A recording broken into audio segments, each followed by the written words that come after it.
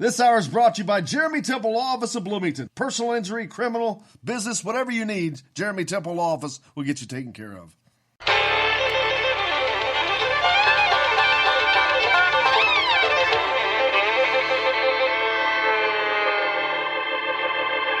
Well, we're coming to your city. Gonna play our guitars and sing you a country song. We'll all be flying higher than a jetliner. And if you want a little bang in your yin-yang, come along.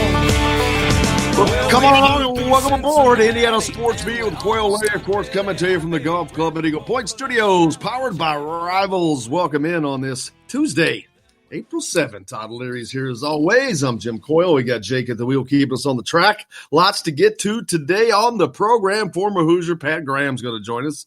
Chronic Hoosier will be with us as well. Plenty to talk about, Todd Leary, unbelievably. But, yeah, there's a lot going on, man. How are you? There's a lot going on. It just none of it's game related. And today we'd be talking about the Final Four champion or the national champion that came out of last night. So, just kind of distancing ourselves. Social distance. I think it's working. I mean, there seems like there's some positives coming out of the news. I try not to watch it too much because it's depressing, but I want to stay in touch with it. But I think everybody's doing a great job. It seems like when I see the maps and they can show cell activity, how people are traveling and whatnot. The people in the Great Lakes, us in the Midwest here in the Northeast, done the best job in the country of staying home. And I think we're going to see the benefits from that, hopefully. But great job, people, and we'll keep trying to bring you some entertainment while you're at home. Yeah, the entertain. It's been interesting trying to look at the different topics to come up with and talking to different people. It's interesting that all the people that we have talked to have been very serious about practicing the social distancing. I know a lot of the coaching staff from Indiana has put out a lot of tweets and things about make sure they're staying at home and their teams are staying at home and things like that. So it's, pretty proud of Indiana University and all the schools in Indiana pretty much for that matter. Yeah, in the beginning, most of us, me included, didn't realize the seriousness of this. But it didn't take long for it to kind of set in and we're like, okay, I think we need to hunker down. And then the thing that gets me are the people that continue to not do it today. Mardi Gras, dude, they had Mardi Gras. No way, really? I'm like, are you kidding me? Yeah, it's been a while, but they didn't. They're acting like they didn't know. And then I think they've ordered some beaches reopened in one of the states, which I don't. I'm not getting into political stuff because that's not my deal. But it's just a little surprising. Well, I can assure you, I've been on beaches many times, and I've never been within 6 feet of somebody else. Yeah, if people do that, that's fine. It's just those kids that aren't recognizing that. But I wish I had money and the forethought to invest in Zoom before this happened, because let me tell you, that has to be the most popular product that there is in the world right now.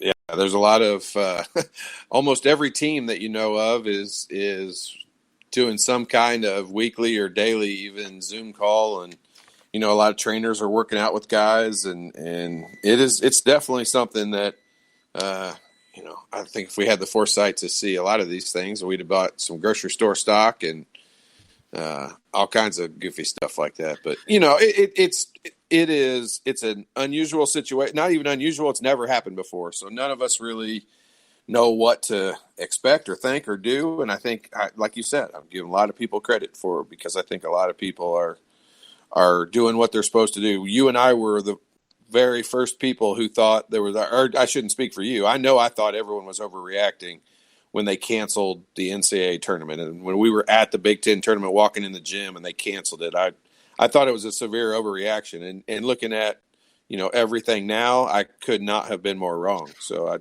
I give them credit for that. Indiana football still laying out the offers and getting commitments. Vincent Fiacable, the latest commitment. Fort Wayne Bishop Dwenger, he's a 6'4", 290-pound offensive lineman. So they have. I'm catching him. I'm getting closer to it. Keep this social distancing up for 2 more months, and I'll be there. unbelievably or not, I'm going the opposite direction. I've lost like 25 pounds during this. Oh my gosh! During this deal, it's unbelievable.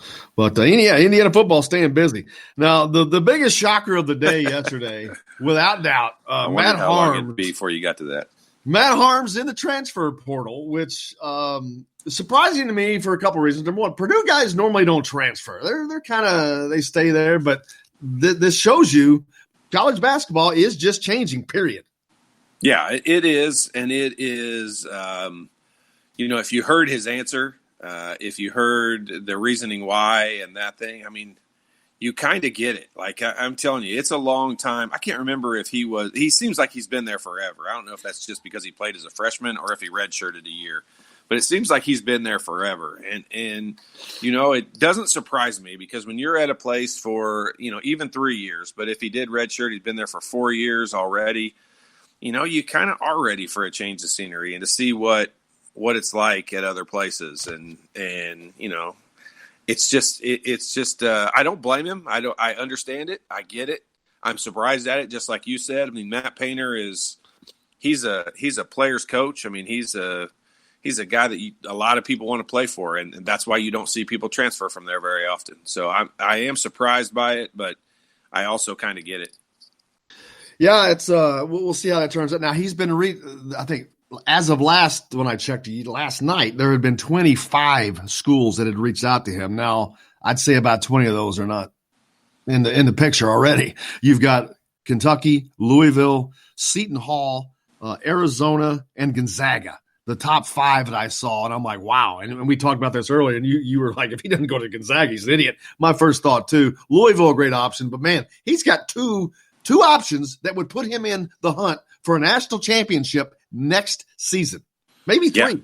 Yeah, no, maybe 4. You're exactly right. I mean, he's going to have an opportunity probably to go just because of his height and his kind of fire and passion that he's shown. He's going to have the opportunity to probably go just about anywhere that he wants to that has an opening. I just said, I mean, Gonzaga seems to always do a good job with kind of mobile big guys. But they had a big guy last year that I think was a freshman, Petrusev. And if that guy comes back, there's no way he goes there because he's not playing in front of that guy. That guy was one of the best big guys in the country. But I just, it's an unusual situation, like you said, exactly. Guys from Purdue just generally don't transfer very often. It's a good program. They win a lot. Matt Painter's a fun coach to play for, and it just usually doesn't happen. So it caught us off surprise. The fact that Indiana fans dislike him so much, my hand is raised because I'm included in that category. It is a compliment to him. I mean, if you're a Purdue guy and Indiana fans like you, then you're doing something wrong. Yeah, I can see him wearing a Kentucky jersey now. That would be just that would just be the perfect ending to see him in Purdue and a Kentucky jersey. You go to Kentucky or Ohio State, and my hate meter will go up even more than it is. But I don't know that. It's pretty high right now. I mean, I dislike him a lot just because he has been such a IU thorn in our side for years, but. It's a credit to him. He's a good player. He plays hard, and he's very passionate, and he shows it on the floor. And, if I had to watch him fix that haircut one more time, I was going to throw up. Oh, my gosh, yeah. Other news, Brayton Bailey. Everybody's always asked me a lot. Doug down in Australia is always asking. Well, we got another one for him, too. But anyway, about his recruiting in there. Well, there you go. He is committed to St. Francis. I think Todd said that's up by Fort Wayne. So in the IA school up by Fort Wayne, they're a really good team. They've got some other kids from Indianapolis on their team, kid from Greenwood that I know pretty well, and they have a really good coach and a good program and a bunch of good kids. So I think he'll enjoy that place a lot.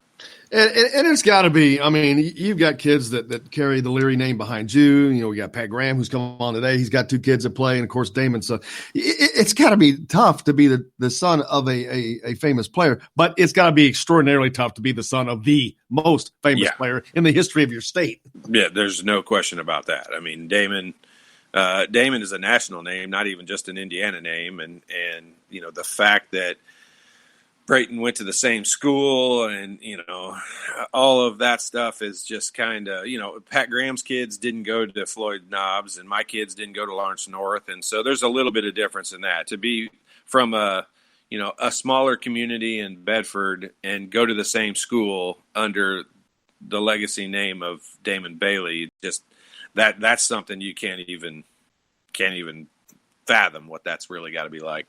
And this is a way to stay relatively close to home, but and get out of that spotlight a little bit too, I think. I mean, he's a really, really good player, and it would not matter how good he was going to get. He's not ever going to be as good as his dad. I mean, that's the crazy part. I mean, his dad was that good, and so it's just that's one. A lot of Pat would want his kids to be better than him, and I want my kids to be better than me, and it just that's what you want. Damon, I mean, that's not even possible. He was that good. He had that much notoriety, and he was, when you set records like he set there, that's putting the bar way too high for someone to fill those shoes. So, but I mean, congratulations to him. I mean, and the whole family for that matter. I know they're both their son and daughter have gone on to play college basketball. So that's a pretty impressive stat.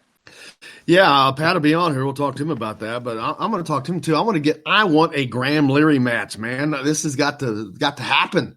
We've got to have a Carmel and Memorial match. Oh yeah, that'd be sweet. Had Memorial and Bedford last year. I mean, this would complete the triple crown, man. I'll be interested to hear what his future brings from the coaching perspective. I mean, this dude, there's no second gear for Pat. He is all in. Well, let me tell you, this is actually a great story, and I just now thought of this, and I'm going to bring this up with him. I remember when Joe Hinton, who was Pat's coach at Floyd Central, he had a heart attack, and because Joe was a very fiery, he's a Bob Knight kind of guy on the court, not off, but so they give him a wireless microphone for practice, so he doesn't have to yell, of course.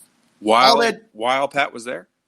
I think Pat was in school then. I'm trying to remember because it was right around there. But all it did was they had to take it away from him because it was just blowing everybody's ears out. All he did was yell through the microphone. Yeah, I can't imagine giving any coach I've ever had a microphone. They definitely did not need it. Yeah, and it doesn't matter if Joe Hinton was coming off of a heart attack. It didn't matter. They've been doing that NASCAR iRacing thing, but they take it kind of serious. They're doing it at each track where they would have been. Bubba Wallace, who was one of the regular drivers, got mad at where were they? Bristol. He got mad and quit the race because he got wrecked. Well, his sponsor says, "Hey, we want racers, not quitters," and they quit him. I read that yesterday. I didn't know if that was some hoax BS story. I wouldn't be surprised to see him come back because it's sure getting him a lot of play right now. It was pretty funny. I read it. Yeah, that is. It's like, man, you talk about getting called out. We want racers, not quitters. Ouch. But congratulations to Brayton Bailey, by the way. Make sure to congratulate him and all these guys that are moving on. Paige Price, we mentioned her, our good friend Doug, who listens to us down in Australia. He ought to be happy.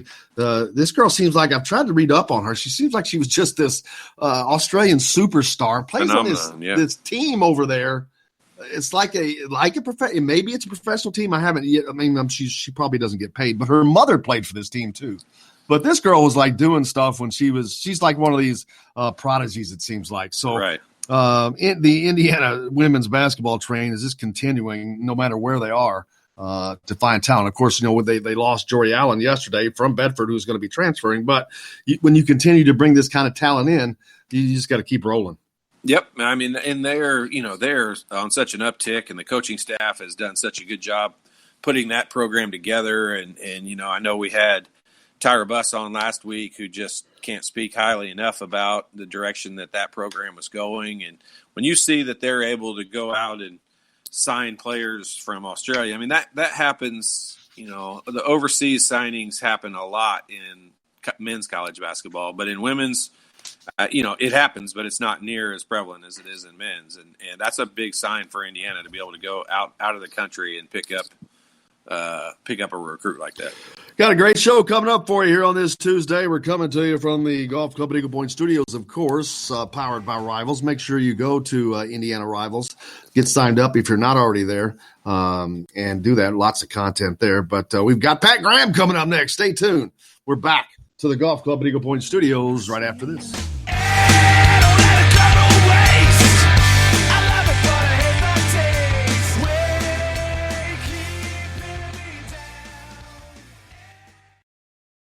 Hello, everybody. Jim Coyle from Indiana Sports Beat. When I'm not covering the Hoosiers, you can find me at Bubba's 33 in Clarksville, located on the northeast corner of I-65 at Veterans Parkway. Bubba's 33 has hand-tossed pizzas, bold burgers, and ice-cold beer, a list of local and incredible food selections, all made fresh daily. Whether you meet the team for that post-win meal in the family dining area or meeting friends for happy hour to watch the game on one of Bubba's 50 TVs.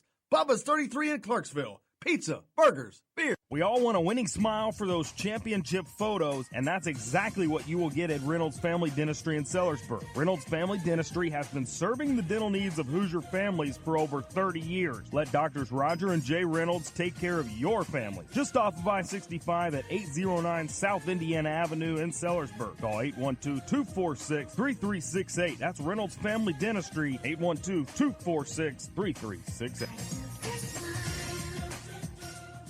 I'm Ryan Shaddy, and I'm a Hoosier. As a toddler, you could always find me running around in a cream and crimson onesie and a red IU hat reminiscent of those worn during the world-famous William Tell timeout, shouting, "Go Hoosiers!" Like many other alum, I chose to make Bloomington my home. As a civic and alumni leader, I have become very knowledgeable about our community and would love to share my insights with you as your realtor. Find me on Facebook or call or text me, Ryan Shaddy, with FC Tucker Bloomington Realtors at 765-623-9093. Now that warm weather has arrived, it's time to hit the links, and there's no better place than the Golf Club at Eagle Point in Bloomington. Voted best golf course by the readers of the Bloomington Herald-Times, the Golf Club at Eagle Point is under new ownership, has new fairways and bunkers, and it's open to the public. When the round's over, there's cold beer and a full menu at the Eagle Point Pub and Bistro. Call 812-824-1100 to make a tee time. That's 812-824-1100. The Golf Club at Eagle Point in Bloomington. This is Jim Coyle from Indiana Sports Beat with Coyle and Leary. Indiana Sports Beat is now a part of the Rivals Network. You can go to thehoosier.com to sign up. It's free. Catch the show there each day live or at your convenience. You can also like or follow us on Facebook, follow the show's rebroadcast anywhere you podcast. If we're not on a radio station where you live, we should be. Let your local station know they need to carry Indiana Sports Beat with Coyle and Leary, or simply go to thehoosier.com. Some of the best sounds you'll ever hear are generic, safe, effective, even money-saving, just like FDA-approved generic drugs. Even if they don't come in the exact same color or shape as their brand name equivalents, they have the same key ingredients and go through a rigorous review process. Talk to your doctor or pharmacist today and visit fda.gov/generic drugs. Generics are safe, effective, and can save you money. You'll like the sound of that. You're on the line with Jamal Meeks, former Indiana Hoosier, number 23, 1992. And I'm on the beat with Jim Coyle.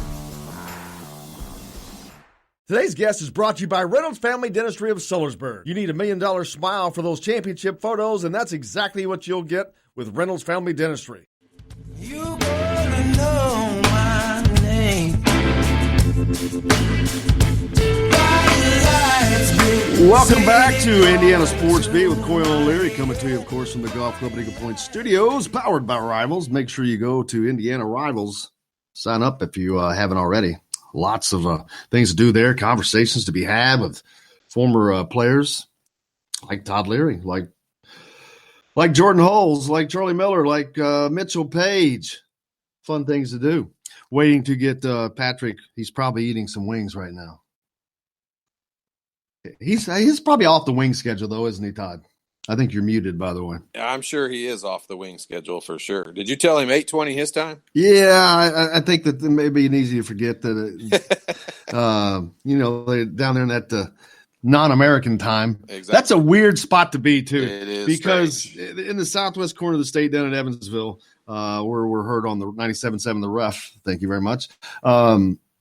It used to be Indiana was one of the 2 states that did not recognize daylight savings time. Right. So it would never change there. And then half the year they're on Eastern time, half the year they're on Central time. It was a real weird. Yeah. And I mean, with it, I have lived down there for a while, so I understand the difference. And just, just talking to your kids every day because they're in Carmel, I mean, it'll throw you off. That's for sure. And especially this drive back and forth from Bloomington to there. I mean, it's such a short drive, but you've got an hour time change in the middle of it. It's just, it's hard to get used to, but I know it caught me off guard several times when you were calling down there. Yeah, and it's like my daughter lives in that deal, so it's a time. You always got a plan. It's like, is that your time? Is that my time? Right. It drives you nuts, but it is what it is. But I think Arizona was the other state that does not do that. So we'll see. We're still trying to get Patrick up. I'm guessing he's probably thinking 9:20 his time, and we may catch him next hour. Very, very possible. Well, I should have got Chronic. Let's see if we can get Chronic on. We have to send him a text. Hey, man, you shot, you're ready to go. But yeah, looking forward to talking to Pat. I mean, he's been obviously most people know that he went through a little health deal a few weeks ago. He suffered a heart attack, but he's been out at it and getting himself back in great shape. Yeah, I talked to him yesterday, and he said he is walking 3 miles a day and feels better than he's felt in years. So. This is one of those situations that his eating habits have been bad. Let's see, he's 49. His eating habits have been bad for 49 years, and he's had diabetes since he was 11 years old, and he's overcome a lot of stuff. And we know obviously all his foot injuries and things in Indiana, but he had diabetes back when diabetes wasn't as easy to care for as it is today. And I'm not saying it's easy to care for, believe me, that's not what I mean, but it was much more difficult back then. I mean, giving himself 3 shots a day in his belly, and it's just he's always managed it fairly well. And how much did that affect his IU career, do you think? Well, not being able to heal the injuries is just – I mean, you and I would have healed from it much quicker than he could have. And he always wanted to try to come back and play faster. I mean, he's played basketball his whole life. He's like all of us were as kids. I mean, he's always wanted to play as soon as he could. And he would come back and get another injury. And he could not catch a break, no pun intended. But he's one of those guys he's a basketball guy. I mean, he should have always been around it his whole life. And I think with his kids getting back into it and, being able to coach high school has been his way back into it. Yeah, Pat's up, by the way. I'm talking to Brandy, his wife. She said, yeah, he's up. I'm like, well, we're trying to reach him. She said, oh, he might be outside. So we'll have Jake try to reach out to him again. But the guy sleeps in his garage half the time. But yeah, I mean, man, everybody remembers, if you were a fan back then, that golly, when you see him went down, it just you guys had so many great shooters, but anytime you lose a great one, it was like, wow, because he was such an integral part of that offense with you guys. Yeah, and Pat was the thing about Pat that was kind of unique is he was sneaky athletic in that, I mean, he could really jump, believe it or not. And most people didn't really know that because he didn't do it very often. I mean, he was known as a shooter, but he was sneaky athletic. And at 6'5" or 6", I mean, he was a tough guy for other people to defend. And plus, not to mention, and you've heard me say this on the show before. I mean, if you're playing a game of horse and I got one guy that's going to shoot a 19-foot jumper, I even as good a shooter as I feel like I am, I would give that shot to Pat, and I would bank on him to make that shot. That's how good he is. So well, I can hear him talking. If he's coming on now, I'm not going to say anything else good about him. I promise. That'll be it. Well, we waited for him, and here he is, the man of the hour, Pat Graham. Patrick, sir, how are you, brother? I'm doing good. How are you? We're good. Of course, Todd is here. He's saying nothing but great things about you, of course. That's a first. Well, that's what I said. When you weren't on, I said a bunch of good things, but now that you're on, that's over for sure. Well, Patrick, first of all, welcome back, man. We're glad you're I got to go through near-death things to get anything good out of you. I told Brandy you faked a heart attack just so that you could get my attention and get me to call you down there every day. Well, I tell you what, I did a hell of a job with it. I will tell you that. How you feeling? What's going on? I'm feeling better. I know a lot of people know about it, but I was on I guess it was 2.5 weeks ago on a Saturday, and I went on a bike ride. After basketball season's over, I love riding bike, and I was on about a 9-mile bike ride, and on a bike about mile 8. I was about a mile from my house, and it hit the fan, and I knew I was in trouble. And got home. Brandy and Kate called 911. I was probably the ambulance and everything, paramedics and everybody got here to my house probably within less than 5 minutes, and I was in surgery in 30 minutes. Wow. And that's crazy. I've never wanted surgery so bad in my life. So it was pretty painful, a lot of pressure, a lot of pain. And, yeah, it was scary. There's no doubt about it. There's no other way to sugarcoat it or say it any other different way. It was beyond scary.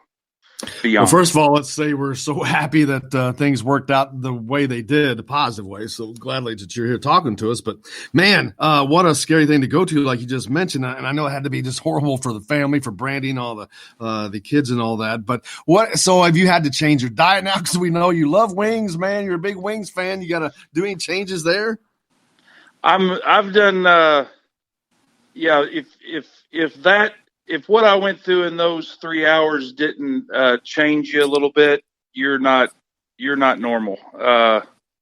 So it's I've always exercised and stuff like that, but never really thought about my diet as far as that's concerned. Being diabetic for almost 40 years, that's basically what the doctors explained to me. Look, you've been diabetic for 39 years, and the number one issue with diabetes is heart problems. And I just never thought being, granted 25 years out, but being a former athlete, being active, I just never thought the heart problems would be a problem for this diabetic. And I run really well diabetes wise, and my HbA1cs and all that stuff has always been good. And so I just never thought it would happen to me. I mean, I was just that guy. I'm 49 years old. There's no way this is going to happen to me. And I got smacked in the face. So it wasn't anything where I should have went in and had it checked or anything like that. I go to, my son and I both go to diabetologists once every 4 months. And, you have blood drawn, you have, all that stuff, that work done. It was just like, they call it the silent killer for a reason. And it almost got me, so it's kind of, you learn and live, and thank heavens I'm living. Yeah, that's definitely the best side to be on without. Yeah, no doubt. Sure. And obviously we're all not just as Indiana fans. I know people know that we're friends, but obviously we're glad from that scenario. Moving from that, you have a really interesting scenario and perspective because you were, assistant coaching at Wrights Memorial, and you had a son. I know you have two. One was a sophomore and one was a senior. But to have the season ended the way that it was so abruptly in Cade's senior year, like that had to be very difficult around the household, didn't it? Well, I tell you what, I hate to say it. You and I have talked about it. Yes. You and I and we all are basketball fans. Sometimes it's very hard. I sound like grandpa here, but it's very hard. Basketball is not what basketball once was. And for me personally, being almost a 50-year-old man, I'm not saying in any way, shape, or form that basketball back in the day was better than it is today. That's not what I'm saying. It's just my way of thinking and what I like watching and what I like doing and how I like working with it, it has changed. And, kids today obviously didn't understand what it was 20, 30 years ago. They weren't even born then. But the style, the importance, the loyalty, all that stuff, things have changed so much over the years. And when this happened, I honestly didn't think it was as big a deal.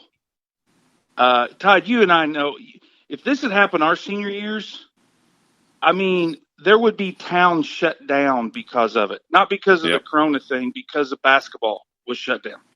Right. And it's a big deal, and it's a huge deal to these kids and these athletes in baseball and basketball and whatever players. But, I mean, there would be people jumping off the bridge back in our day in small towns USA, especially in the state of Indiana. I mean, it would have just been devastating. And it's a different style. It's a different type, but it's awful for the kids that are seniors this year. I feel a hell of a lot worse for baseball players and the spring sports than I do the basketball players. I mean, they got most of the damn season out of the way. Right. Now, granted, the tournament, absolutely, 100%.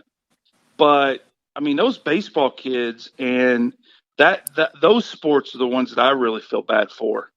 And, it's the never question out there. They don't know what they're doing next year. Hell, I don't even know if college is starting next year, so you're just kind of in this cesspool, this waiting game, and really nobody knows anything. Yeah, it's a waiting game, just like you said. We don't know where it's going to go, and what it's. And you mentioned the spring sports. At least for the college athletes, they were granted that extra year of eligibility. You can't do that for a high school kid, so they just lose out. And there's very few high school kids that would want to stay. There's very few parents that would want their high school kids to stay. I get college a little bit, but I mean, if you ask my son to go back and play his senior year again, he'd be like, "You're crazy." And I'll be honest with you, we'd probably be like that too. I mean, we're off to the races. We're going to IU, and so I feel I'm good friends with down here in Evansville, USI's baseball coach Tracy Archuleta, and that's the thing he says. He goes, it's the college kids you really feel bad for. I mean, high school kids. I think parents and fans and people like that, administration, make a bigger deal of it. But I mean, probably 99% of the high school kids are like, "Hey, good, we're off to the next chapter of our life, which is college." So, you can get over it a little bit quicker. But the college kids feel awful for. Cade mentioned Cade. He did have a good year. I saw he just got an award from the Kiwanis Club. And then you guys had a really unique situation this past season where you guys got to play Bedford. Damon's son was playing. So, and unfortunately it was just a bad day for that to happen. It was the same day as Bob Knight's return to Indiana. But all that stuff going on, talk about all that playing against Damon's son, all the while Bob Knight is returning 25 miles up the road. I'll be honest with you, Damon and I had more fun than what was going on up in Bloomington. I thought it was good that Coach Knight come back. I mean, it's a long time coming, and it's kind of like let bygones be bygones and be done with it. And it was kind of weird because we were in Bedford, 30, 40 minutes away, and a friend of mine, his little boy, I always drive up on my own, and he was in the car with me, sixth grader. And when we got done with the game, I told him, I said, "Get on the radio and find the game." And I had no clue what was going on. I mean, I kind of get locked in a high school game, and I don't really know what else is going on in the world. But so he finds the score of the game on radio. And we were down like 11 or 12 and started the second half. And he was like, "You think Coach Knight come back?" And I'm like, "I don't have any clue." And so they finally start talking about it. And I was like, "Well, guess he did." And the building's still standing and all that stuff. So I guess it all worked out. Lightning didn't strike, and everything worked out for the best. Which when I got home and I saw some of the video and stuff, it was pretty neat. And like I said, I'm glad it's over and I'm glad it's done. And like everyone, Indiana, the basketball program, Coach Knight, the Knights, Pat, everybody can move on and be done with it. And the soap opera drama has ended. Yeah, I agree with you. Todd, did you get Pat his jacket yet? Did you ever pick up your jacket, Pat? No, I didn't. That was the only thing I was jealous about. I said, man, everybody got those dang things, and I didn't show up and didn't get mine. But yeah, I saw those. It was funny. But it was, like I said, that was neat to see a lot of former guys coming back.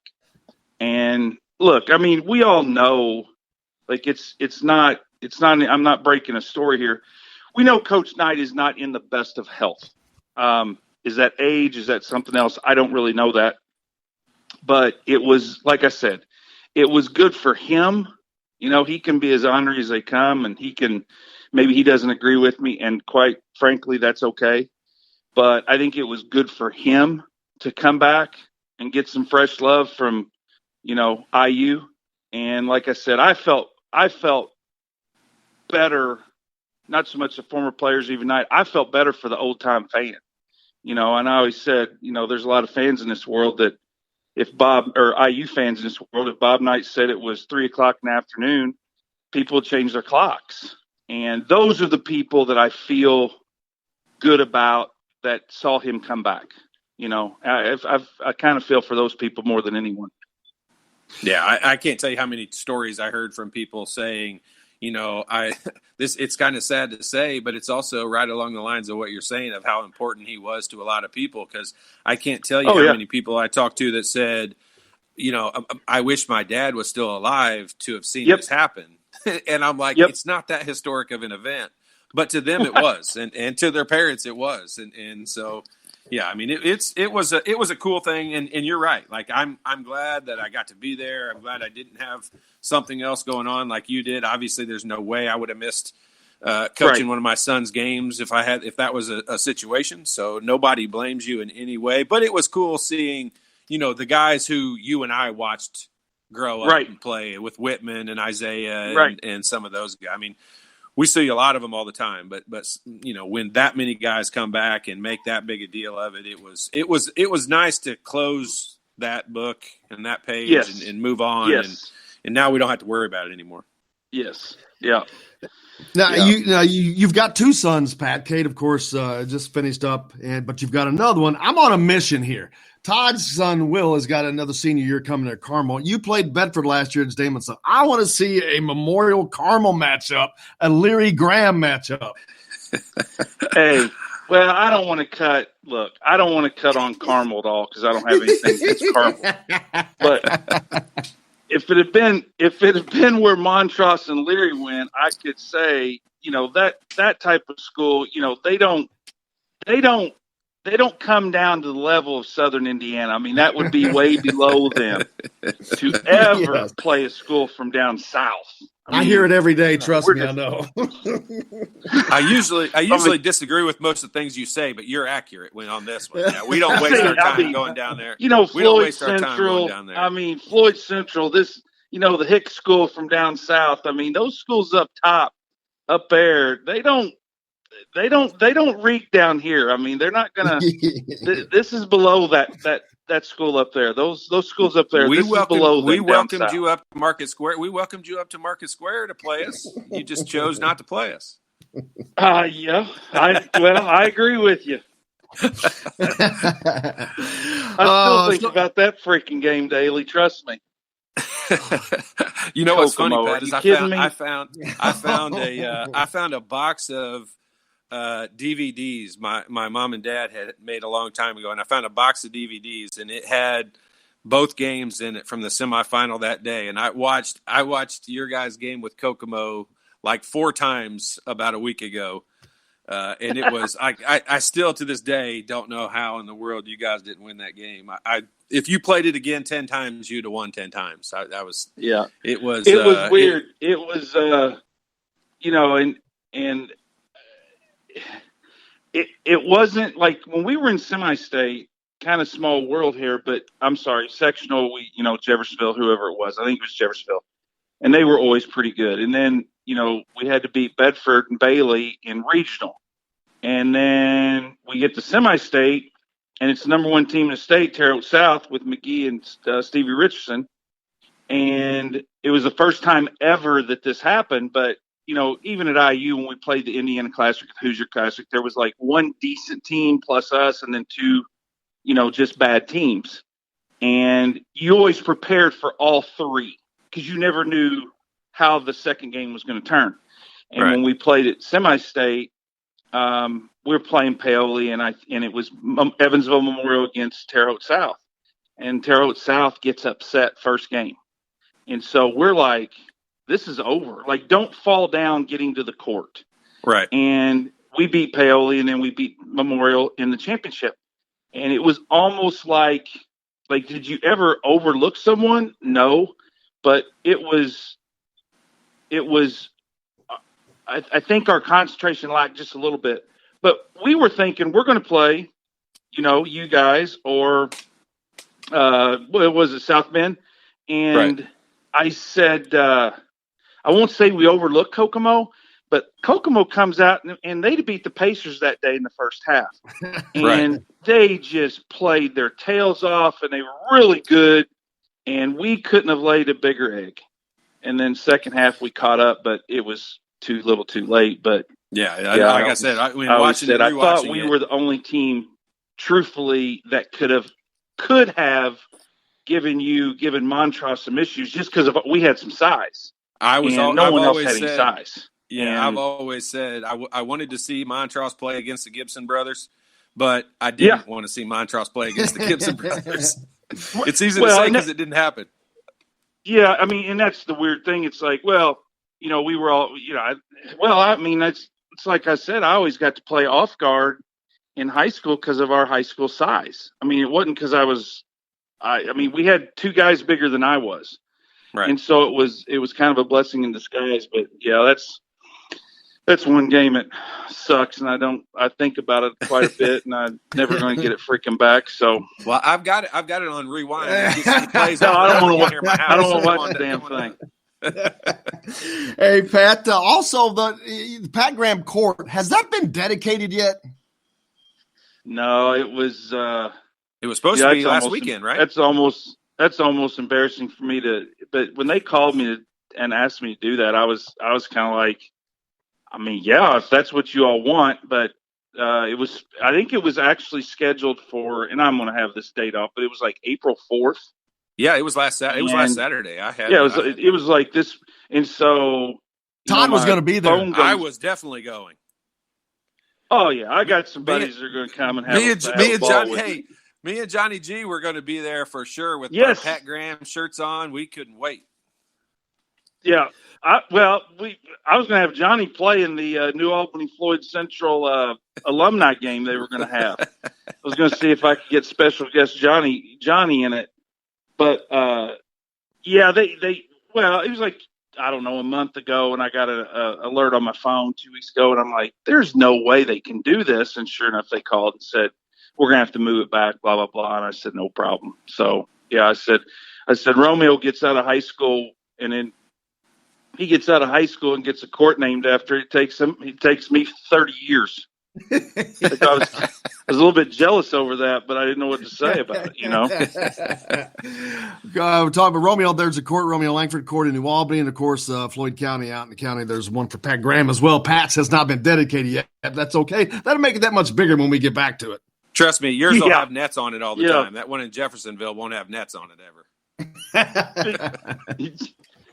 Well, and that's scary. I mean, when you kind of laugh about it, but I can laugh about it obviously now. But that Saturday when I went in to the hospital, I mean, I come out that evening and I was sitting there. Of course, my wife, my kids, my mom, and my dad, no one could come into the room. That's so insane. I was there for basically anyone 5 that knows days. your mom and dad knows how crazy that is. Oh, it it was probably the best thing personally, selfishly for me. It was the best thing because I counted them one time. I think I had over 130 text messages in the first and second day I was in the hospital from not only individuals but groups. And I think I didn't respond to maybe one or two, and that was for a reason. But that was what got me through 5 days. Trust me. So I was sitting there on, I guess, Sunday, and I was like, oh my gosh, what am I going to do about this court thing? And I'm thinking, damn, you talk about a weird one. If they'd had to do that thing and my butt would have been gone, that wouldn't have been fun. And I don't think I would have wanted to give that to my mom and dad. And I was like, oh man, don't let this happen. Let me get at least out here for that dang thing. Cause that would have been no fun. Turn into the Pat Grant Memorial Court before they even dedicated it. I was telling a funny story, Pat. I can't remember. I think you were playing then, but this was about Joe Hinton and when he had a heart attack and they gave him, Pat's former coach, they gave him a wireless microphone so he wouldn't yell, but they had to take it away because all he did was yell through the microphone. Was that when you were playing? That would have been, yeah. He had, Coach Hinton, I think, had like 2 pacemakers. He had a number of heart problems. And, I would always say, especially when I got out and I was like, Coach, why don't you just walk away, get away? And he's like, yeah, I probably need to do that. Well, he still kept coaching. He helped New Albany girls and he went to Providence and he went to Paoli. I'm like, are you kidding me, dude? Just get out. Like why are you continuing to do this? And then, I'm thinking about coaching again next year. And it's like, I should listen to myself and what I said 25 years ago to him. But yeah, he had a lot of issues, and I truly understand, kind of the, diabetes got me, but stress doesn't help it and all this stuff. And I totally understand it. I totally get it. Looking at IU basketball, Pat, it kind of keeps there's improvement. A lot of this recruiting class is coming in. A lot of kids that you've seen play from being a high school coach now, Anthony Leal and Trey Galloway and those types. We and Todd talk about it a lot. Those guys are kind of throwbacks to your era. Yeah. And, hopefully, obviously everyone is a great armchair quarterback, and it's really easy to pick apart either Coach Miller or Coach Crean or Coach Day. It doesn't matter who the coach is. It's easy to pick apart after a game or after a season or whatever.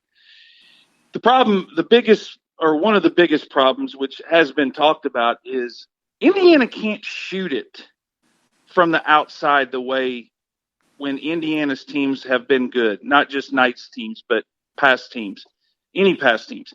You have to be able to shoot the basketball. And if you can't shoot the basketball, you've just taken half the court away. And with this class coming in, you don't want to put pressure on them, but it seems like a number of those kids are nice shooters. And just because you can shoot it in high school does not mean you can shoot it in college. That is 2 different animals.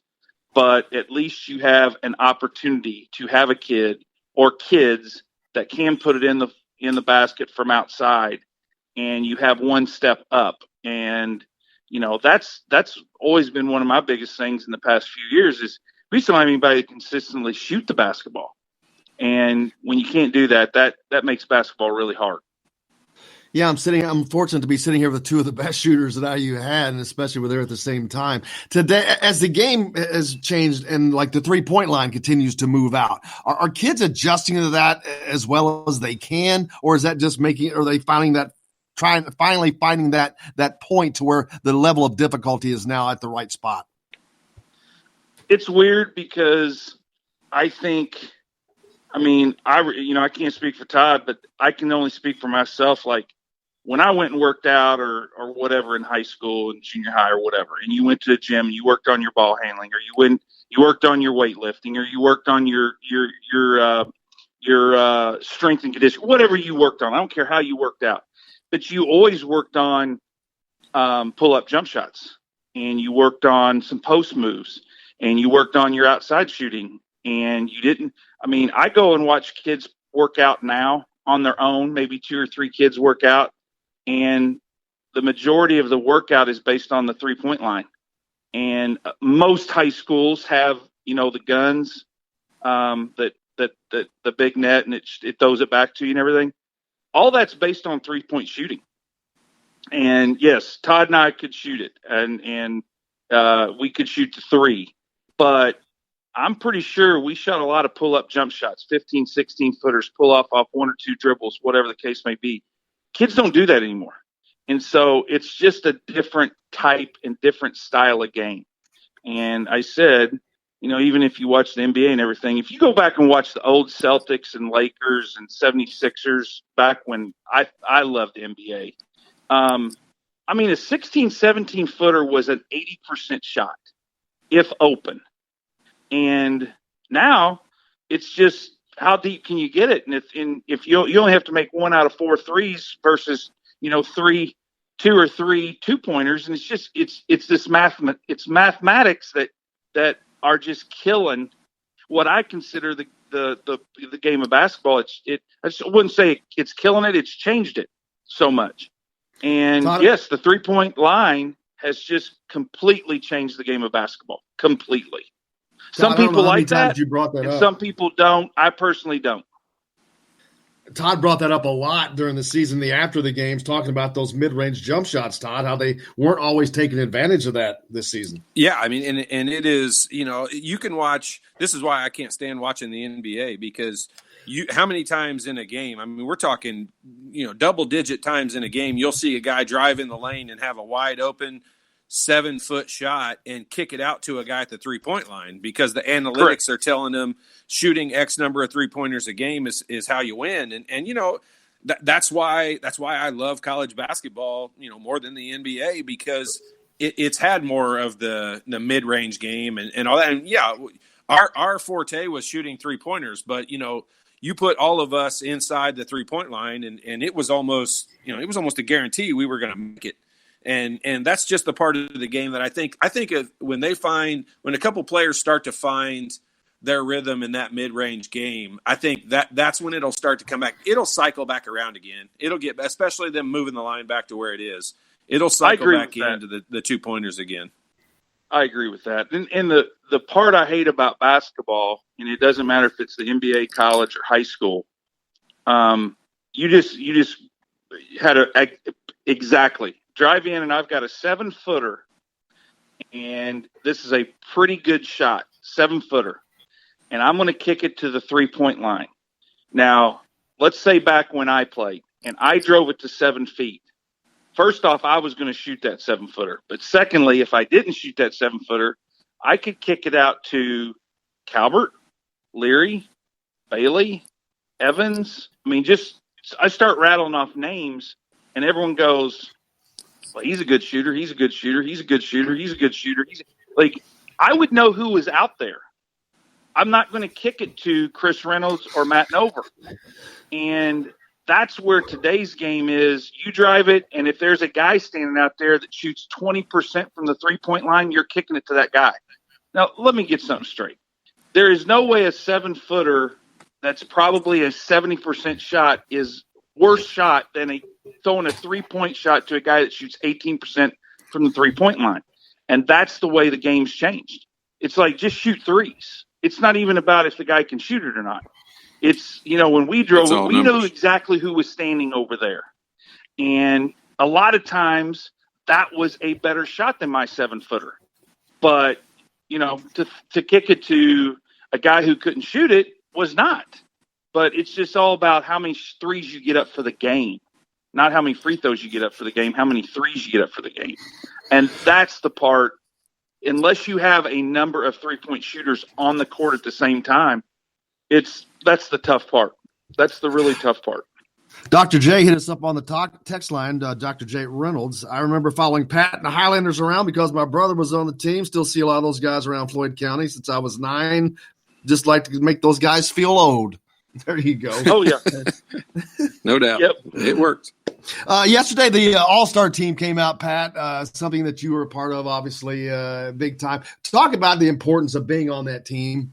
Now these kids, since they don't get to play the game this year, they still announce the team, and just being now you're a lifelong member of that fraternity.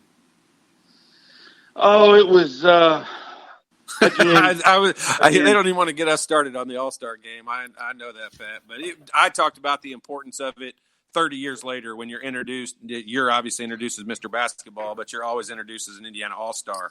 And that's the importance of it, because I tried to explain to people the actual 2 weeks we spent there wasn't great.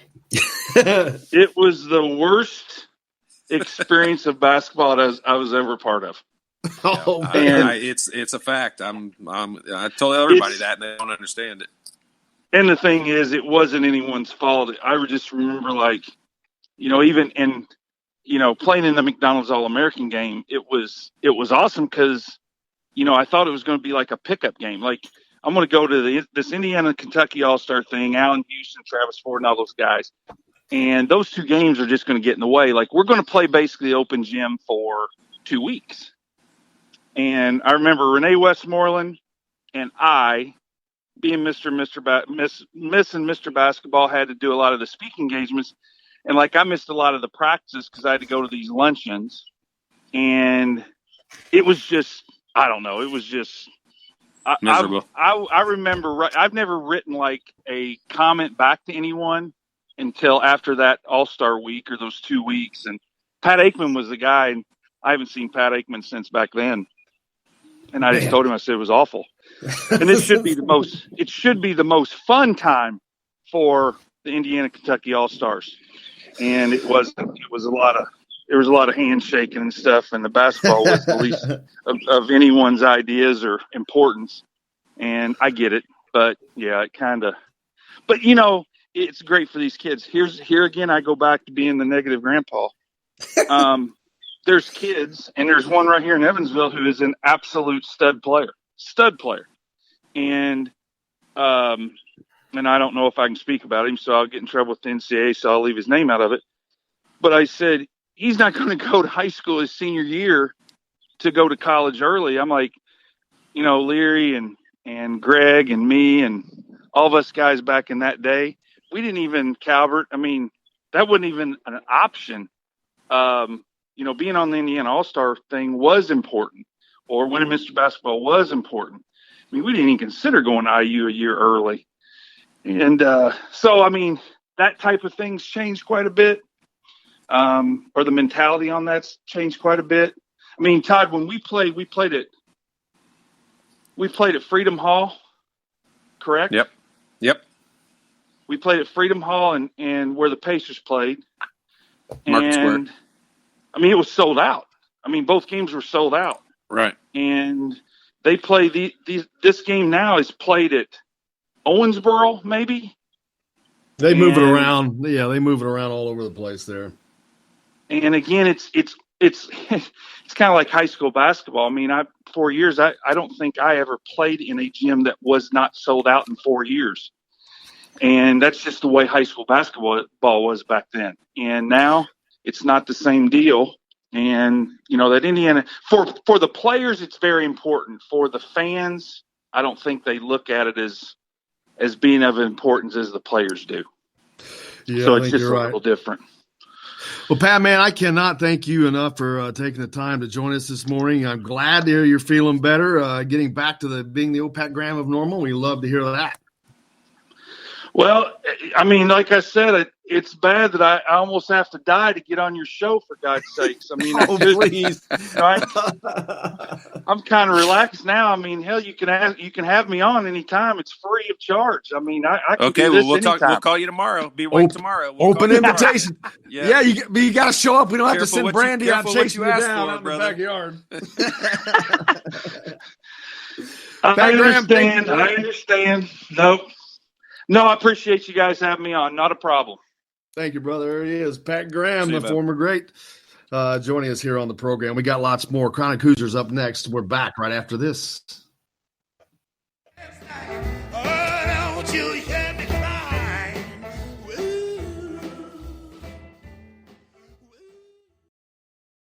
everybody. Jim Coyle from Indiana Sports Beat. When I'm not covering the Hoosiers, you can find me at Bubba's 33 in Clarksville, located on the northeast corner of I-65 at Veterans Parkway. Bubba's 33 has hand-tossed pizzas, bold burgers, and ice-cold beer from a select list of local craft brewers. An incredible food selection, all made fresh daily. Whether you're meeting the team for that post-win meal in the family dining area or meeting friends for happy hour to watch the game on one of Bubba's 50 TVs. Bubba's 33 in Clarksville. Pizza, burgers, beer. We all want a winning smile for those championship photos, and that's exactly what you'll get at Rip Family Dentistry in Sellersburg. Rip Family Dentistry has been serving the dental needs of Hoosier families for over 30 years. Let Doctors Roger J. take care of your family. Just stop by 65-809 South Indy Avenue in Sellersburg. Call 812-246-3368. Reynolds Family Dentistry, 812-246-3336. I'm Shaddy, and I'm a Hoosier. As a toddler, you always find me running around in a crimson onesie and a red IU hat reminiscent of those worn the world famous William Tell shouting, "Go Hoosiers!" Like many other alum, I chose to make Bloomington my home. As a civic and alumni leader, I have become very knowledgeable about our community and would love to share my insights with you as your realtor. Find me on Facebook or call or text me, Ryan Shaddy, with FC Tucker Bloomington Realtors at 765-623-9093. Now that warm weather has arrived, it's time to hit the links, and there's no better place than the golf club at Eagle Point in Bloomington. Voted best golf course by the readers of the Bloomington Herald-Times, the golf club at Eagle Point is under new ownership, has new fairways and bunkers, and it's open to the public. When the round's over, there's cold beer and a full menu at the Eagle Point Pub and Bistro. Call 812-824-1100 to make a tee time. That's 812-824-1100. The golf club at Eagle Point in Bloomington. This is Jim Coyle from Indiana Sports Beat with Coyle and Leary. Indiana Sports Beat is now a part of the Rivals Network. You can go to thehoosier.com to sign up. It's free. Catch the show there each day live or at your convenience. You can also like or follow us on Facebook, follow the show's rebroadcast anywhere you podcast. If we're not on a radio station where you live, we should be. Let your local station know they need to carry Indiana Sports Beat with Coyle and Leary, or simply go to thehoosier.com. Some of the best sounds you'll ever hear are generic, safe, effective, even money-saving, just like FDA-approved generic drugs. Even if they don't come in the exact same color or shape as their brand name equivalents, they have the same key ingredients and go through a rigorous review process. Talk to your doctor or pharmacist today and visit fda.gov/generic drugs. Generics are safe, effective, and can save you money. You'll like the sound of that.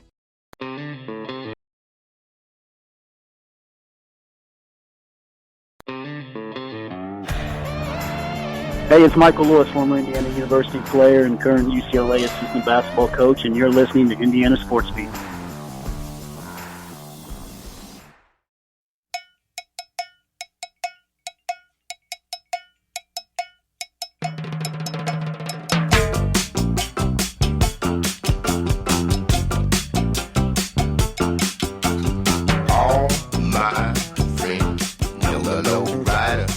Welcome back to Indiana Sports Beat with Coyle Leary, of course, coming to you from the Golf Club at Eagle Point Studios, powered by Rivals. Welcome in now one of our absolute favorites, Chronic Hoosier. Chronic, how are you, brother? Good to be back, fellas. How's it going? It is going well. Todd Leary is here, of course, as well. Yeah, it's not Groundhog Day anymore. It's Groundhog Week. Yeah. I tell you what, the thing that stuck in my head here this morning. Do you remember Whose Line Is It Anyway? Where everything's made up and the points don't matter. That's like the soundtrack to my days, my weeks right now, because the days are all made up and the weeks don't even matter. We've kind of lost those chronological mile markers, if you will. You know, whether it's the national championship game, Final Four weekend, Sweet 16, Elite 8, you know, all those things. The Masters, especially. Yeah. The Indy 500 coming up, all those things on the calendar that we look forward to. I mean, even birthday parties at this point. You know, I got a text from a neighbor. We're going to do a drive-by parade for my son's best friend tomorrow. I mean, it's cool. So disorienting right now. Without having those markers along the way to kind of keep pace of where you're at and where you're trying to get to. It is cool though to see people trying like that right there. I think that's a cool thing to do. Also, you're one of the people that I see out and about all the time, out patronizing in Bloomington, of course, wherever you are. Hopefully, you're doing the same. But out and about in Bloomington, supporting whether it's the Yogis or Buffaloes or whomever it is, get out and get yourself some takeout, man. No, for sure. Like I said last week, I am an essential employee right now, and well, they got a break room, man. The more I looked at it, the more it's like that's probably the one place at work you don't really want to spend a lot of your time. I'm fortunate I've got my own office, so I can kind of bubble myself in and and be smart and minimize my contact and whatnot. But it's more than anything, this is an excuse to go out and eat like a pig. But it's a great town to do it in, And my thing right now is I'd like to see a lot of these great places still around when this whole thing blows over. So, we all got to eat, and if you can in the meantime and support some of your neighbors in the process. This town is just so particularly vulnerable to this type of a crisis as far as our economy, as far as the health of our families and our friends. It's one of those things. It's like a no-brainer. As much as I love to cook, man, we've spent way too much time at home to be cooking every meal. So trying to get out, trying to share the love, trying not to get too fat here in this quarantine period. Yeah, fortunately, we still got some sports to talk about in relation to Indiana. I know they've got a commitment from Vinny Fiacable out of Fort Wayne. You've got a commitment on the women's side, women's basketball from a girl, Paige Price, down in Australia. Of course, you had a transfer from Indiana women's basketball. So a lot of stuff still going on out there, man. Yeah, it's certainly a period. I don't know what it was. I always kind of looked at Little Five on the transfer calendar. I mean, that was when all the smart kids made their decisions. Often it was going to be what made you fall in love with Bloomington if you were wise enough to schedule your visit that period, or for the kids that were looking for other opportunities. That was always the time. Stick around, play that card as long as you can, live it up, and then go figure out where your greener pastures are. But there's been a lot of moving and shaking here in the last week. It seems like Tom Allen certainly continued to rake on the recruiting trail right now, which we talked about, I think, when this first thing set in, is what a premium that was going to put on distance relationship building for the coaches and evaluations for the coaches, not having the opportunity to get a lot of FaceTime with the recruits. So we'll see how those fruits go. It's certainly a blow for the women's team losing Drury, but wish her nothing but the best and wherever her new home may be. Absolutely. And as things do continue to go, Coach, as you mentioned, I said earlier, I wish I would have had the money and the foresight to invest in Zoom, because that's probably the biggest recruiting tool right now. Man, it's not just recruiting. That's like the thread that's holding our social fabric together, to be honest with you. I mean, it's the way business is getting done. It's the way recruiting's getting done.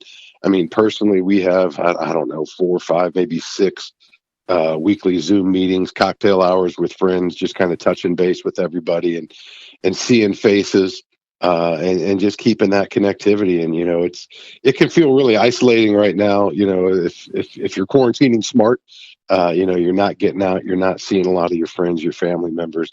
My wife and kids and I just went over to my mother-in-law's house. We walked around the park on opposite sides of the street. She's in a high risk group. So, just trying to find whatever way we can to keep those connections, to keep some semblance of normalcy right now. It's really important. But I do think it gives an edge in the sports world to the coaches that are a little more tech savvy, that are a little more willing to, to innovate and get creative, and, how they're going to reach out and how they're going to keep contact with the recruits. And, not just the recruits right now, but also the existing players, your current teammates. You got to keep that core together, because it's real easy for minds to stray when everybody's distant and so isolated right now. So we'll see how that all shakes out in the end. But man, it's moving fast. It's like every week is another, almost like another couple of years, quarantine years. Yeah, I was talking to Todd earlier, Chronic, about a piece I saw. Mike Miller, a former writer for the Bloomington Herald Times, he's now doing a blog, but a great piece on the history of Indiana prior to Bob Knight. And that I asked Todd if he knew this, because I didn't know this, but that the job had been offered to John Wooden, then to Jerry Tarkanian before Bob Knight. Yeah. Is that wild? I saw that. Is that just the coolest little sidebar thing? Here? It's great to have Mikey back on the beat, man. Mike's a great kid. He's a wonderful writer, but he's an even better dude. And really happy to see him taking over the Crimson Core. I know they kind of got a little they were out there, man, for a long time. They've been out there, and I've enjoyed watching it, but it certainly wasn't a taste for everybody. So I think Mike may mainstream them a little bit more, but I'm digging his distance right now from the program, even though he's on the beat. Mike's not having to stare eye to eye with Archie and JD on a regular basis and have to, deal with their ire and scorn when he does something that ticks him off. So trust me, I'd recommend everybody check him out. Absolutely. But yeah, what a cool story that was to see those possibilities, because there's a lot of things that go on that we don't know about. And that was one that had slipped by me. I think it would be interesting and you'd be hard pressed, especially as time goes on now, to get the inside story on some of the moves of the past. But I think it'd be a fascinating story just to see how the sausage gets made every time that job comes up. Because it's and even back then, there's some that will argue that Indiana went into the woods for a while between the eras of McCracken and Knight. But every time that job comes open, and all the various parties that are pushing and pulling in different directions trying to get their guy in, and it's just a fascinating process all around. You always pick up bits and pieces of how'd we end up with Mike Davis? How'd we end up with Kelvin Sampson? Tom Crean, for that matter, Archie Miller. It's just really fascinating stuff. But Mike, you're right. Mike did a deep dive into that, and I thought that was a cool angle that wasn't something I've ever seen, and certainly not anything anybody's been doing here lately, as they're trying to fill up some content. And man, as you know full well, that's not easy during this period. When there's no games on and there's just nothing new to talk about, trying to find interesting angles. Just to get eyes to come see what you're talking about. No, but that brings up a great question. A guy sitting right here to ask Todd Leary, what would it have been like, you think, to play for Jerry Tarkanian or for the Wizard, John Wooden? Well, I would have been driving a lot nicer car if I played for Jerry Tarkanian, I bet. And John Wooden would not have liked my language at all. And so I doubt that would have happened. And from what I hear, you may have been driving a nicer car if he had been coach. Yeah. I mean, it's funny because if you've watched that Scheme documentary that's on HBO right now, which is insanely interesting, by the way, but the very first thing that pops up on the screen is a quote from Jerry Tarkanian, and it says 9 out of 10 schools across the country are cheating, and the one that's not's in last place. Yeah. And that's a quote from Jerry Tarkanian, and I remember that years ago. And you know what? He was whether you liked him or didn't, he was pretty honest about the way things were and about what happened. And, he was an honest cheater, I guess, is the way to look at that. Because he told the way college basketball was, and nobody wanted to hear it, but it's kind of accurate when you look at that documentary and the way that things were happening. It was, things were different back then. And I don't think the actual situation has changed. I think just the dollar amounts and things. I mean, the inflation of cheating has gone way up. One of the greatest quotes ever. I think he said the NCAA is so pissed at Kentucky, they're going to give Cleveland State 3 more years of probation. I mean, that's one of the all-time greats right there, true. man. It's true. I always harken back. Kelvin Sampson had a phrase, defensively, if you're not cheating, you ain't trying. Or I'm sorry, if you're not fouling, you ain't trying. And he acknowledged. I mean, he acknowledged to the NCAA that yes, I knew what I was doing wasn't right, and this was coming out of Oklahoma. I mean, we knew this before we hired him. Yes, he later begrudgingly acknowledged. Yeah, he was. He tried to play ignorance about some of the 3-way calls and stuff, but the ways in which these guys constantly feel the pressure to do anything they can to get that leg up, because they know, whether you got a bag man on your staff or not, a lot of the teams you're recruiting against do. And how are you going to compete against that? You're going to try to find every angle, every advantage you can. And it's absolutely cutthroat. And then you throw some shoe companies and other vested interest into it. And man, it's just a murky, murky, murky world. But end of the day, it's clear as a bell that it's everywhere. I don't think there's a lot of schools. And along that topic, I mean, this is something I have been wondering about, and I'm interested to get your opinion on it. So usually, especially right now, this time of year, and in the last 2 weeks worth leading up to the Final Four, there would be a lot of open jobs, coaches getting fired, coaches leaving from one place to go to another, and just a lot. It's a coaching carousel. I mean, they're changing all over the place. is it not happening? Like I can't name any big time schools, of any of the big Power 5, 6 conferences or whatever that have coaching changes. You think they're waiting until all this is over? Like, am I missing it? Am I missing some of the changes? It may be one of those where, the devil type situations. I definitely agree that just the lack of travel right now, the lack of opportunity to congregate. Final Four has always been one of the biggest weekends on the calendar. What is it? The NABC or whatever the coaches association is. They have their annual convention. That's always a huge kind of meet and greet. And guys put their feelers out. I'm sure it's happening right now. I wouldn't be surprised though if there's not a lot of stand in place going on, simply because whether they want to admit it or not, I think everybody that works in colleges, period, not just athletics, but in higher education, is probably paralyzed with fear as far as what the budget's going to look like for next year. I don't know that every school runs the same fiscal year that IU does, but this wraps up end of June. New fiscal year starts July 1. And, you're seeing some teams already that are, or some programs already that are reducing coaching pay to make up for what's sure to be lost revenue from this new reality, at least in the short term. So my guess too may be that they're just not sure.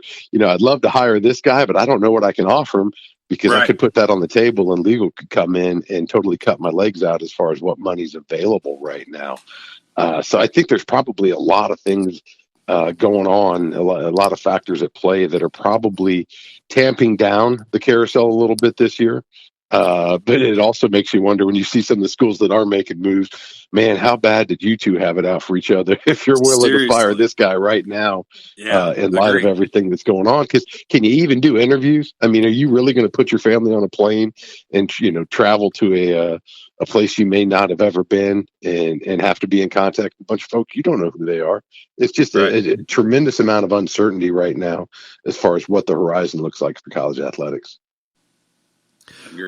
Well, Chronic, man, I cannot thank you enough for joining us as you do each and every week, brother. I hope that you're staying safe and the family's staying safe. I know you got some little ones, so that's got to be difficult in this time with little ones to deal with. I mean, when you got teenagers, that's hard in a different manner, but the small ones, man, you got to keep them entertained, and that's got to be a rough job in itself. I'll tell you what, man, my daughter just turned 13 a couple weeks ago. My son is staring down 11 here real soon. So we're kind of fortunate to be at that age where, we certainly got to stay on top of everything. They've been really good about their schoolwork. They've been really good for the most part about doing the added chores that we've put on their list right now, but they're pretty self-sufficient, and that's been everything, because that allows me to continue to go to work and not have to worry. My wife is basically in Zoom meetings all day, every single day right now. I can't fathom what it's like though for those with kids that are a little bit younger, kids that you can't give screen time for an hour or two throughout the day, just kind of buy yourself some time. I know it happens every year. Maybe we're just paying more attention to it. I see a lot of friends that are bringing their firstborns home right now that just had babies in the middle of this, and it's got to be absolutely terrifying. I mean, I remember what it was like when we brought ours home for the first time, and you're tasked with keeping this life alive, and there's, once you leave the hospital, you realize, man, there's no net underneath you. It's all on you guys, and there's really no they say, there's plenty of texts out there, but they don't send you home with an actual playbook from the hospital. So my heart goes out to all those families that are kind of navigating through these crazy times right now.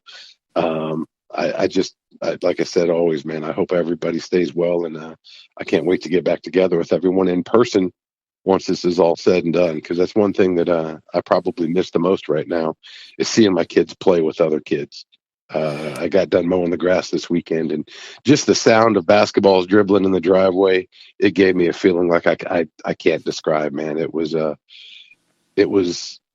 sound of Indiana, like it had come back and everything felt normal again just for a couple of minutes. And I can't wait to get back to that. I like to hear it on the hardwood, not just the asphalt.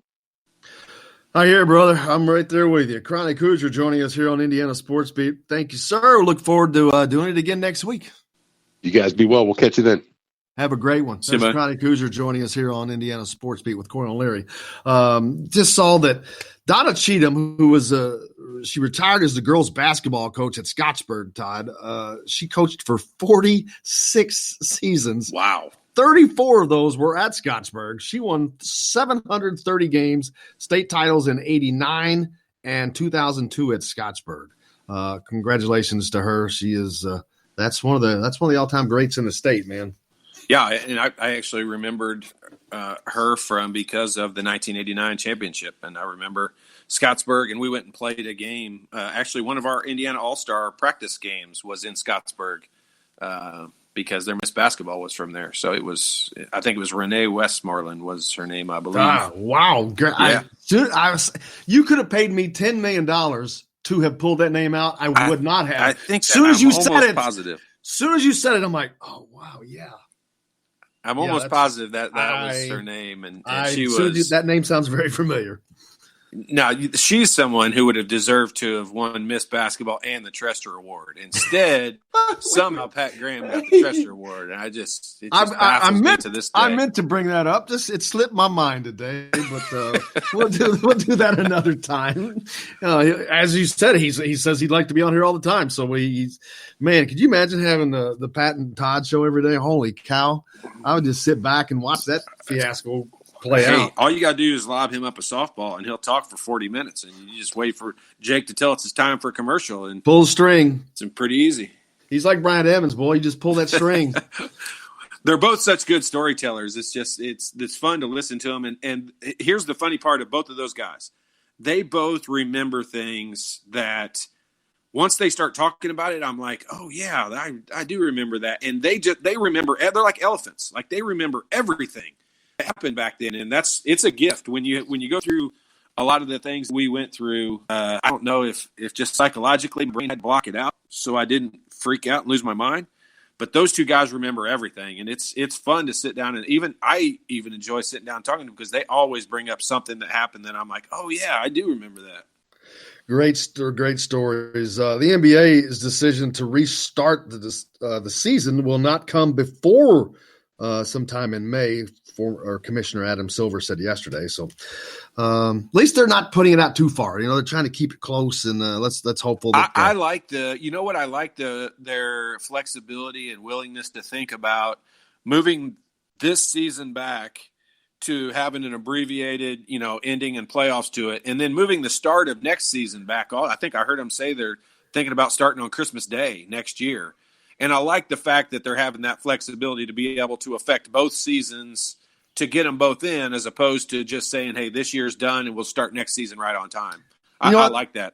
They probably shouldn't start till Christmas anyway because they play until July. You cut their season back. I hope that they figure out a way to revenue-wise to make this happen, but I don't know if they can with the salaries that are paid. But, man, if they shortened that season to even 60 games from 80, I think it would just improve the level of basketball throughout the entire season. The playoffs are always good, and I don't like the NBA, but I like the playoffs because you get those guys playing hard, and it's worth watching. And I think that in turn would give you better TV ratings. They're not going to have as many nights to sell where they get the people in the stands and the popcorn and all that. But you're right. I agree with you 1,000%. But it would be a much better product. Yeah, I mean, you take their salaries and you cut the season. You cut the 25% off the season. You go from 80 to 60 games. Would they all be willing to take a 25% pay cut to play 20 less games a year? I'm thinking a lot of them would. I know the rookies wouldn't, the guys who don't have millions in the bank, but I think after you played 3 or 4 years, I think those older veteran guys would definitely be in for, taking a 25% pay cut and playing 20 less games every season. Where was I looking at? Dana White and the MMA. They're looking to have their next UFC fight.